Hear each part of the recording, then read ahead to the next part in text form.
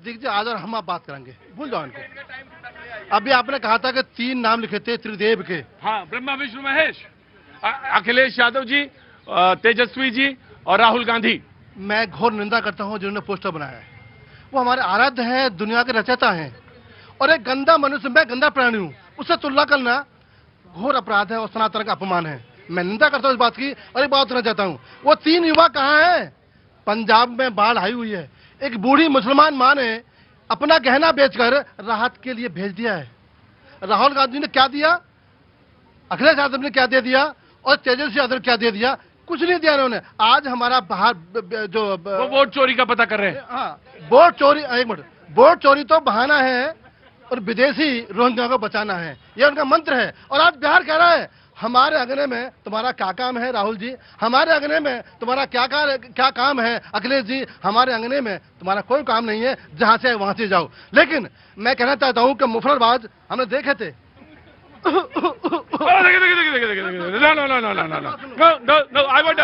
Sir आराम से बोलिए, अभी तो अच्छा बोल रहे थे। मैं कह रहा हूं जहां एक्टिंग की जरूरत पड़ेगी मैं बता दूंगा, जरूरत ही नहीं है। जरूरत, मेरी बात सुनिए, जैसे ही जरूरत पड़ेगी रामलीला मैदान में आना पड़ेगा, तुरंत बताऊंगा रामलीला मैदान शुरू। अभी सुनिए, मैंने विधिवत नाटक किए, दोनों में, हॉल में भी किए और स्ट्रीट पे भी किए, तो मैं वहां जरूरत जहां पड़ेगी वो बताऊंगा आपको। अभी बिल्कुल सीधा सीधा बोलिए राजनीति में। ठीक है, पंजाब में सरकार किसकी है? आम आदमी पार्टी के। मुखिया कौन है? अरविंद केजरीवाल। एक भी किसी को राहत दी है? मनीष सिसोदिया जी, जो रोज बहन हमारी पूर्व मुख्यमंत्री आती थी जी, टीवी पे आती थी और अपना बातें कहती थी, आज एक बात कही है पंजाब के लिए? पंजाब का किसान और कहां तक सिख सरदार मुस्लिम सिख ईसाई वहां परेशान है। आज बूढ़ी माँ ने अपना जेवर बेचा है। क्या बेचा है राहुल गांधी ने और क्या बेचा है सोनिया गांधी ने? मैं पूछने वाला आपसे। जी जनाब अली, मैं पहले कांग्रेस देते फिर आम आदमी पार्टी, ऑफकोर्स दे देंगे। प्रतीक भाई, ये जो राजनीतिक विश्लेषक यहाँ पे मुखौटा लगा करके भारतीय जनता पार्टी, ये गलत बात है, ये गलत बात है अभिषेक। लो अभिषेक, किसी को, अच्छा मान लीजिए आपको मुखौटा नजर आ रहा है, टोपी पहले की है तो मैं मुखौटा हूँ, ये जो टोपी पहनी है मैंने इसका अपमान कर रहे हैं। टोपी पे नहीं बोला उन्होंने। मुखौटा कैसे कहते हैं? मुखौटा क्यों कहा उन्होंने? टोपी पे नहीं बोला उन्होंने। ठीक है, तो पता है आज ये बता दे कहाँ है तुम्हारे मुखिया अरविंद केजरीवाल जी? आज पंजाब त्राहिमाम कर रहा है, बच्चा रो रही है, बिलख रही है, किसान तबाह हो गए, किसी की भैंस कहाँ पहुंच गई है, बरसों को। मैं वहीं पे आ रहा हूँ, ऐसा यार पे आ रहा हूँ, परेशान ना हो। प्रतीक भाई, चाहे दिल्ली हो चाहे, भाई सारे लोग बैठे हुए, हल्ला मच जाएगा जी। हाँ जी, चाहे बैठ जाए। चाहे दिल्ली हो चाहे पंजाब हो, आम आदमी पार्टी का, चाहे एक मिनट, चाहे प्रतीक भाई दिल्ली हो चाहे पंजाब हो, आम आदमी पार्टी का एक एक कार्यकर्ता और एक एक नेता, एक एक विधायक, एक एक पार्षद आज जमीन पर है। दिल्ली की जनता पूछ रही है आखिर मुख्यमंत्री जी कहां हैं? उनके एक मंत्री जी ने बयान दे दिया बाढ़ नहीं आएगा, मुख्यमंत्री जी चुपचाप बड़े अच्छे से बैठ गई, बोली बाढ़ नहीं आएगा, और बाढ़ आ गया जी। और पंजाब फोड़ी है, एक छोटे बच्चे ने गुल्लक फोड़ के राहत कार्यों में दान दिया है। क्या दिया है मुझे तुमने बताओ, नाम बताओ ना। तुमने क्या दिया है, तुम्हारी पार्टी ने क्या दिया है, तुम्हारे मंत्री ने क्या दिया है? प्रतीक भाई, आम आदमी पार्टी की मुझे लगता है इनको जानकारी का अभाव है। वहां के मुख्यमंत्री खुद 1 हफ्ते बाढ़ पीड़ितों के बीच में रहे, हॉस्पिटलाइज होने के बाद हॉस्पिटल पे सरकार चला रहे हैं। 20,000 रुपए प्रति एकड़ हिंदुस्तान में सबसे ज्यादा मुआवजा देने का कार्य किया।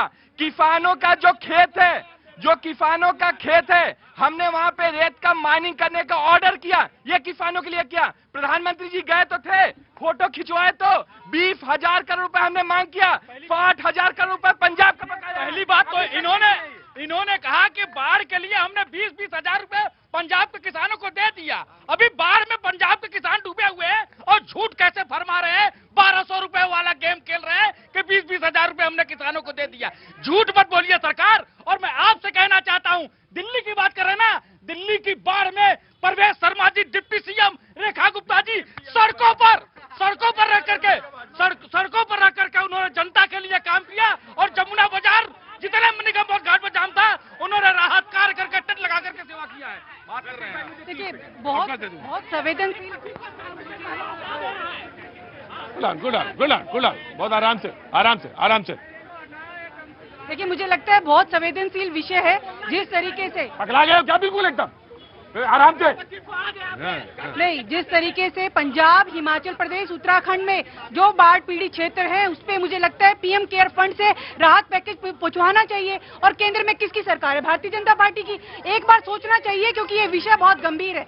इसमें किसी को राजनीति करने की बजाय सबको मिलकर एक साथ देना चाहिए। मैं ये बड़ी गंभीरता से कहना चाहती हूँ। लेकिन मैं एसआईआर पर जरूर कहना चाहती हूँ कि देखिए किस तरीके से अभी तो हम कह रहे हैं कि सिर्फ एटम बम गिरा है, अभी हाइड्रोजन बम गिरने वाला है। और वो क्यों गिरने वाला है? अच्छा, आपकी तरफ से, कांग्रेस की तरफ से कांग्रेस की तरफ हाइड्रोजन बम आने वाला है। हाइड्रोजन बम आने वाला है, क्योंकि हरियाणा में, उड़ीसा में और जिस तरीके से जिन महाराष्ट्र में, जिन क्षेत्रों में, जिन राज्यों में इनकी सरकार बनी और किस तरीके से बनी है, नायब सैनी ने सब कहा। अच्छा, ये बताइए, इनकी तो बनी, आपकी कर्नाटक में कैसे बनी?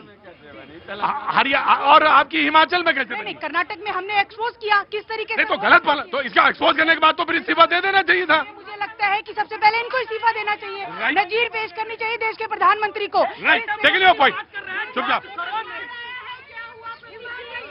अरे आराम से, कूल डाउन।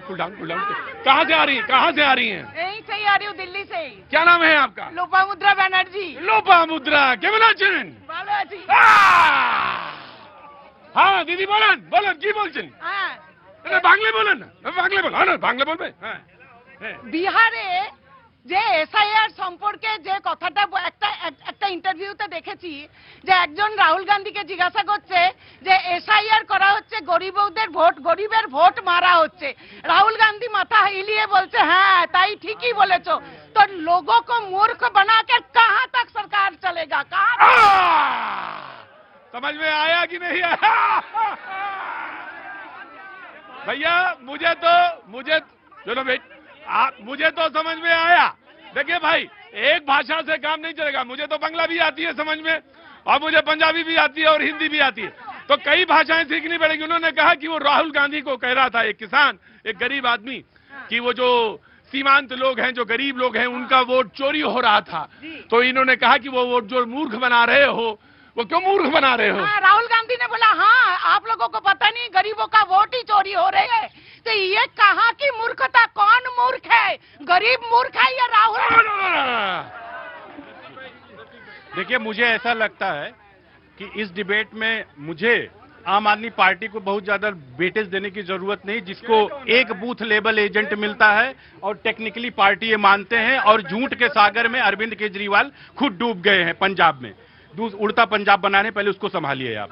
दूसरी चीज ये है कि राहुल गांधी जी के आप मुद्दे देख लीजिए। ये जब से क्या कहते हैं इनको लीडर ऑफ अपोजिशन बना, उसके पहले जो बने, हमेशा 6 महीने में इनके एक्सचेंज होते रहे मुद्दे। कुछ दिन के बाद ये हाइड्रोजन बम, एटम बम, ये खुद कांग्रेस के लिए टाइम बम है। रोज फूटते रहते हैं, हमेशा फूटते रहते हैं। इनके पास ना मुद्दे हैं ना कुछ। मैं कह रहा हूं 10 से ज्यादा बार एसआईआर हुए, उसके बाद 2003 के पहले 10 से ज्यादा एसआईआर हुए। राहुल गांधी तब क्या कर रहे थे? कांग्रेस क्या कर रही थी उस टाइम पर? आपकी सरकार बनी। कर्नाटक में आपकी सरकार कैसे बन गई? वायनाड में आप कैसे जीत गए? जहां आज रायबरेली में जा रहे थे वहां आप कैसे लाखों वोट से कैसे जीत गए? आपके पास अगर कोई मुद्दे ना हो तो सीधे सीधे डिप्रेशन में आके आदरणीय प्रधानमंत्री मोदी जी के मां को आप गाली देंगी। आपके अंदर डिप्रेशन और फ्रस्ट्रेशन का लेवल ये पहुंच चुका है। एक ओबीसी समाज के, पिछड़े समाज के चाय वाले बेटे को आप गाली देंगे इस समाज में आके, क्योंकि आप डिप्रेस हो चुके हैं, हताश हो चुके हैं। आपके खुद के सांसद क्रॉस वोटिंग करते हैं, आपके खुद के नेता आपका साथ छोड़ देते हैं, उसके बाद आपका डिप्रेशन का लेवल यह है कि आप आके गाली देने लगते हैं प्रधानमंत्री जी के, मोदी जी के माता जी को। ये आपकी हालत है। देखिए, मुझे लगता है प्रधानमंत्री को संदेश देना चाहिए, और ये रोकर नहीं संदेश देना चाहिए। लगातार कांग्रेस के नेताओं को कितनी गालियां दी गई। रमेश बिधूड़ी को भूला नहीं है देश, लेकिन उसके बाद भी आप पार्टी में रखते हैं। विजय शाह को पार्टी में रखते हैं, लेकिन महिलाओं के लेकर हमेशा हम लोग गंभीर विषय पर रहे। लेकिन देश के प्रधानमंत्री को मैं फिर कहूंगी कि उनको नजीर पेश करनी चाहिए।